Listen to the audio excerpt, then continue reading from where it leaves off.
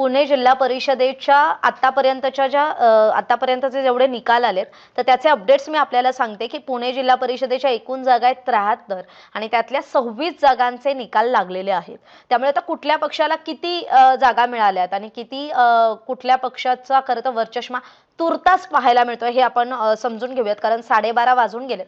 त्यामुळे मी जसं म्हटलं तसं हळूहळू आता निकाल यायला लागलेत आणि त्यानुसार पुणे जिल्हा परिषदेचा निकाल आहे ते म्हणजे इथे राष्ट्रवादी काँग्रेस पक्षाचाच वर्चस्व पुणे जिल्ह्यात पाहायला मिळतोय।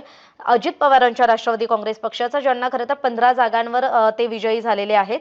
राष्ट्रवादी काँग्रेस शरदचंद्र पवार पक्षाला तुर्तास तरी एकाच जागेवर खरं तर विजय आपल्याला दिसून येतोय।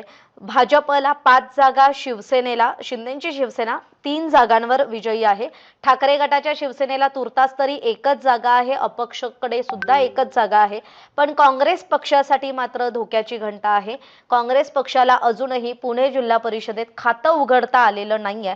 खरं तर पुणे जिल्ह्यात काँग्रेसबाबत सांगायचं झालं तर प्रशांत जगताप, ज्यांनी खरं तर राष्ट्रवादी काँग्रेस पक्षाचे शरद पवारांचे निष्ठावंत ज्यांना मानलं जायचं, त्यांनी कुठेतरी मात्र महापालिका निवडणुकीच्या वेळी ज्यावेळी खरं तर दोन्ही राष्ट्रवादी एकत्र येऊन निवडणुका लढणार अशा ज्यावेळेस खरं तर चर्चा सुरू होत्या त्यावेळेस खरं तर दोन्ही राष्ट्रवादी पक्षांनी एकत्र येऊन निवडणूक लढण्याचा निर्णय हा मात्र प्रशांत जगतापांना मान्य नव्हता आणि त्या एका कारणामुळे खरं तर त्यांनी पक्षाला सोडचिठ्ठी दिली आणि मग त्यांनी काँग्रेस पक्षात प्रवेश केला आणि मग काँग्रेस पक्षात झालेल्या प्रवेशानंतर खरं तर म्हणजे महापालिकेच्या निवडणुकीत जरी ते विजयी झालेले असले तरी जिल्हा परिषदेत मात्र अजूनही त्यांच्या नेतृत्वाचा अजून तसा काही परिणाम आपल्याला पाहायला मिळत नाहीये काँग्रेस पक्षाबाबत सांगायचं झालं।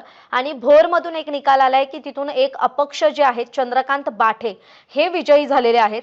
त्यामुळे पुणे जिल्ह्याबाबत सांगायचं झालं तर एकूण 73 जागा आहेत, ज्यातल्या 26 जागांचे निकाल आपल्या हाती आलेले आहेत आणि त्या निकालांचं पक्षीय बलाबल सांगायचं झालं तर अजित पवारांच्या राष्ट्रवादी काँग्रेस पक्षाला 15 जागा, भाजपला 5 जागा, शिवसेना जी शिंदेची शिवसेना आहे त्याला 3 जागा, राष्ट्रवादी काँग्रेस शरदचंद्र पवार पक्षाला 1 जागा, ठाकरेंच्या शिवसेनेला 1 जागा, अपक्ष 1 असा हा निकाल आहे।